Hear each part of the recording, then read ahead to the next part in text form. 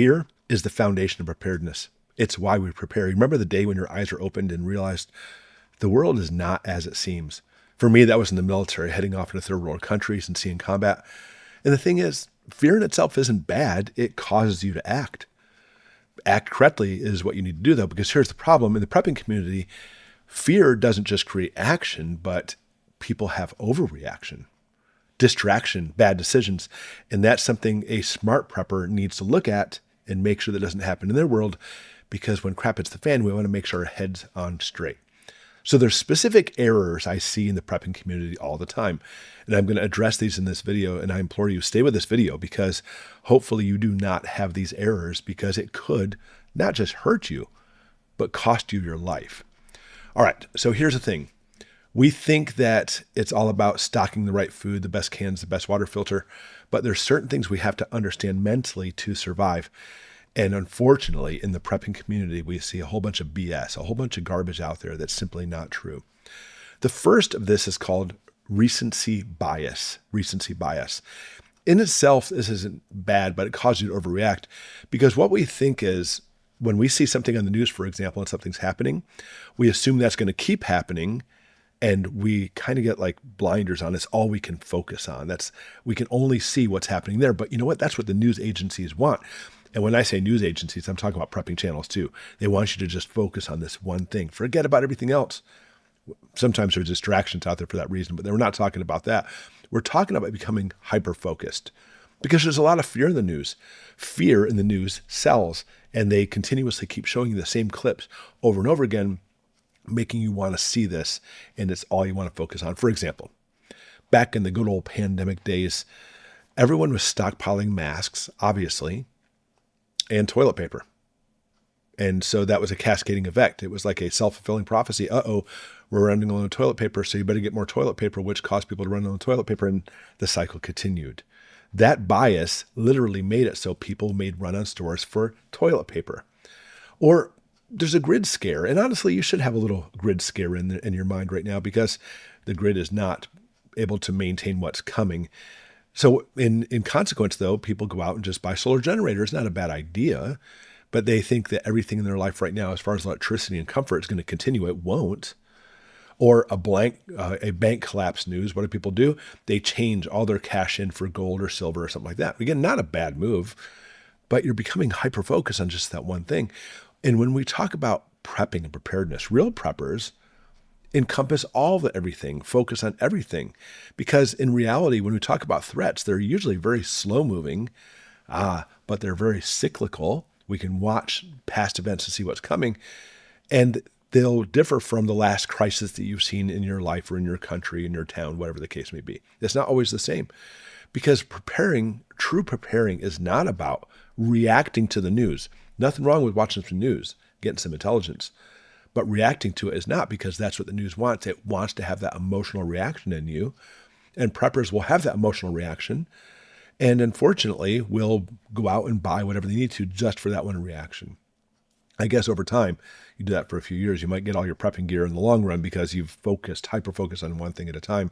And it basically acclimated into having a huge stockpile, maybe. But this, even just like health-wise, I'm telling you as a doctor, always being stressed out about news is not healthy for you. Ironically, we prep for health, for life, and having like extra cortisol release will give you heart disease, for example, and that's definitely not a good thing. So what we want to do is we always want to prep before the news. For example, the pandemic. If you had lots of toilet paper stocked up before the pandemic, that news didn't really bug you that toilet paper's out of the stores. It just make you laugh a little bit. Or possibly they're talking about, the grid's going to go down. That's okay. I've got a solar generator. I've got solar panels. I've got all those things set up. When you prepare ahead of time before the news, that's where the peace of mind comes in. And unfortunately, the news will often light a fire under your butt, but hopefully as a real prepper, you've already taken care of that before that time happened. Next, that goes along with normalcy bias. Normalcy bias. And we assume tomorrow will just look like today, because it always has. Everything's always been the same. And then we see this a lot in non-preppers, by the way. People who don't want to prep. If the grid goes down, it'll come back up pretty quick, because it always has.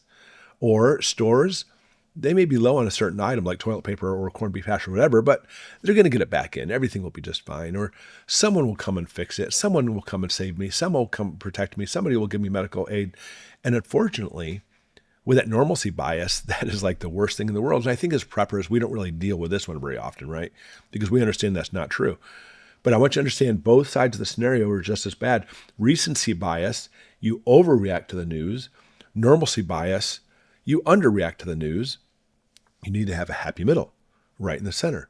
We can't do either. We can't jump at news headlines, but we can't also play that everything's going to be just fine either. Instead, what do real preppers do? We breathe, we focus, we prepare, continuously do things regardless of what's happening in the news or not happening. Next are the short-term thinkers. A very similar situation, by the way. And the problem with some preppers, they only prepare for specific events instead of the long haul.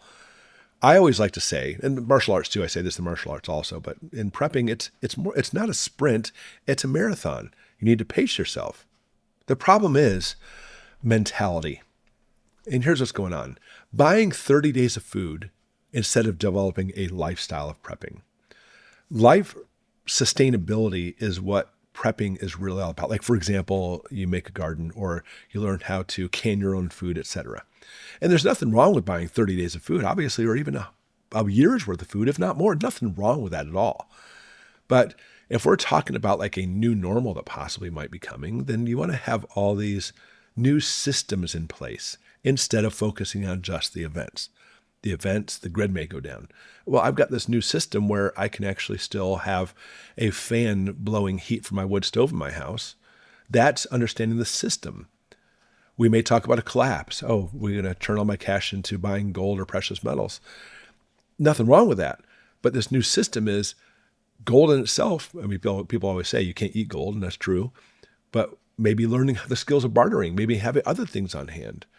You want to look at the systems. For example, if we're looking for a blackout coming, a complete collapse of our grid, instead of simply just saying, oh, I've got a solar generator, or I've got a solar generator with solar panels, that's great. You need to find all of the ways to be able to prepare for that situation, to keep warm, to prepare your food, to protect your family. That's a very big, real one. It's not simply just owning a solar generator. Today's mentality is all about, unfortunately, ignoring health, your finances, and community. And the whole thing is this whole system we have in place, that's what a real prepper does. And when I talk about those three, by the way, unfortunately, health, finances, and community, every time I make a video about those, it's like the least popular videos on the channel because people want the fear. They want the, oh my gosh, what do I need to do to buy this? No, you need to have health, finances, and community because it's all about life. Most real world problems are very slow. They don't come in quickly. We have long-term pressures and even lifestyle driven type situations. It's not always just about everything collapsing overnight. That rarely happens. So that's why I always say Goshen prepping is carpe diem. It's all about preparing for a better tomorrow. It's not simply just like, I've got my bunker and my corned beef hash and my toilet paper and my solar generator, and I'm going to run in there and hide out for the next 30 years. That's not realistic because you're still going to die if that's the situation, by the way. It's incorporating your life that you have now, everything you have in your life, with preparedness too, living your whole life. Because here's the thing, this way of life is what's going to solve it for you. If your plan is to hide out in the bunker the rest of your life, you're not going to make it. It's not going to happen. So life is what the key is when it comes to preparedness, especially with this channel. The last one is called confirmation bias. Not sure if you're familiar with this. If you're an intelligent kind of person, a smart person, and really understand things, you know this one. Human nature shows that we love to gravitate toward people who have the like mind. Everybody does it. I mean, obviously I do it too. I want to do that, but it's not healthy.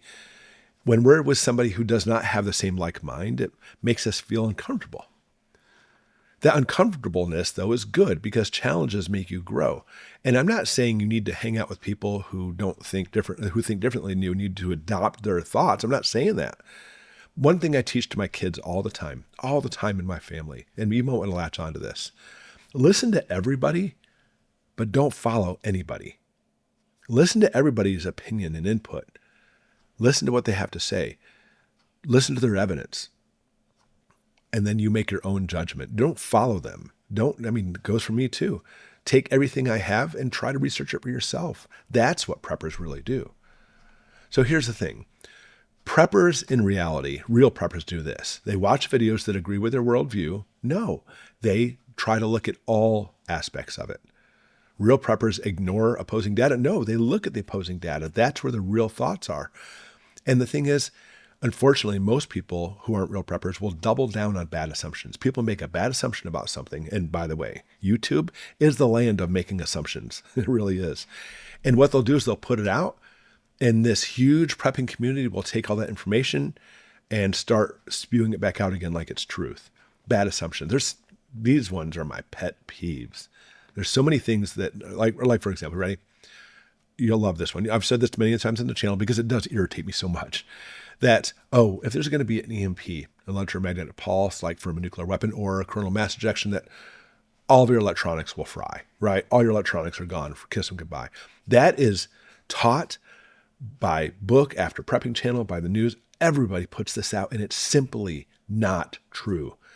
Small items, especially items that are not plugged in the wall, stand an excellent chance of surviving. What if they're plugged in the wall? They're probably gone, by the way. But like your car, people say only old school cars will run. Like the book, what is it? 1 second after, 1 day afterward. I forget the name of it. That book. It's a good fiction book, but it's fiction. In that book, like everybody else believes that all cars will die, and that's not true. Even the most modern cars. I've got a new Subaru, newer Subaru. We don't buy new cars. My wife has a newer Toyota. They're going to run just fine. Even if I'm driving down the road and the coronal mass ejection happens, the EMP happens, the car will probably stall out. But 95% of them will still run. People, I love this one. You have a pacemaker. Oh, you're in trouble. No, you won't. Conclusive studies have shown that pacemakers will still keep running after this. This is like nothing but wives' tales. Now, anything plugged in the wall again, kiss it goodbye. And if it is a portable electronic, there's a chance it might fry, just a small chance, and that's why I have Faraday cages. Or another one. Ready for this? A nuclear event. The first thing you need to do is plastic up your windows. Have you ever heard people say that? I'm not saying it's a bad idea, but then they'll say, take all your canned food and light it against the walls and things like that because you need to make a shield between you and this outside world. First off, most radioactive dust isn't really dust per se. I mean, if you're close to the actual event, yeah, there's going to be debris and smoke and ash and stuff. But when the actual nuclear material goes in the upper atmosphere, it coagulates into small glass crystals. And a few hundred miles away, when it comes back down, that radioactive crystals, the glass type particles, are highly radioactive, but there's very, very, very little dust in that at all. To the point where if you don't have the old school stuff, and they're trying to change this, but I don't believe the way they're changing this, by the way, because that's what I was as a nuclear expert. I think people are just succumbing to the paranoia on this. They're saying the old school said that, if there's a nuclear event and you're 100 miles down and the fallout's going to hit your house and you get stuck in your house, get away from your house in the first place, by the way. If you can get out of that fallout zone, that'd be even better. But let's say you're stuck there. They're saying unless you have heavy winds, you don't even need to plastic up your windows. It's very interesting. So that's neither here nor there. But my point being is this. They put all their security into plastic in the windows, or putting like cans of food, that's my favorite one, along the walls, when they realize that distance is the key. Getting to the center of your house is what's going to save you, because that radiation will pass through that plastic, pass through those cans, pass through your wall, pass through your cinder block house like it's nothing. You need, at the bare minimums, bare minimums, 4 inches of thick lead to try to stop that radiation. Or if we're talking about solid concrete, not cinder blocks, 2 feet of solid concrete, or 3 feet or more of earth between you and that fallout to stop the radiation. Your key is distance. All right. Anyways, that's another wives' tale people put out all the time on these prepper channels. They just don't get it. They think that, putting something in there will stop that. It's like my last one, by the way, is, if I'm going to bug out, which you'll never do anyway, I'm going to sleep in a tent. That'll protect me. It'll protect rain and snow coming off you, but it's not going to stop a marauder or a bear or anything else going right through that tent in 2 seconds. All of this in this prepping community comes down to this. It gives you a false sense of security. That's all it is.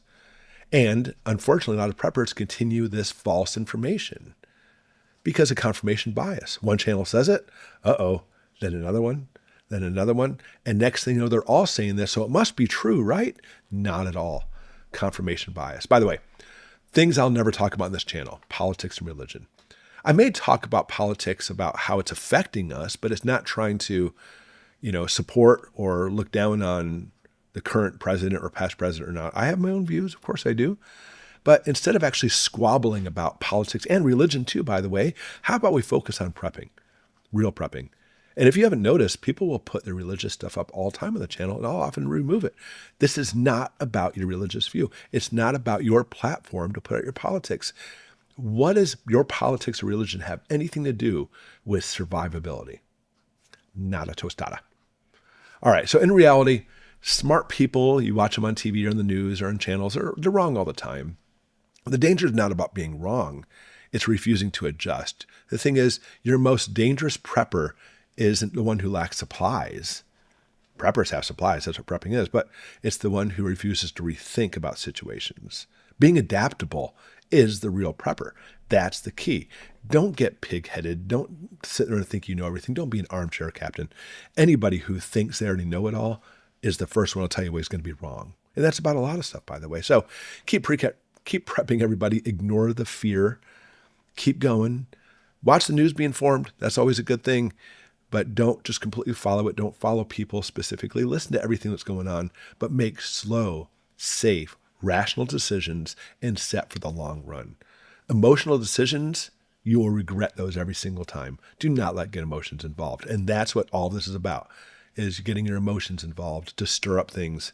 And that's super dangerous. It could easily cost you your life. Thanks for watching, everybody. I appreciate you being here, and we'll see you next time.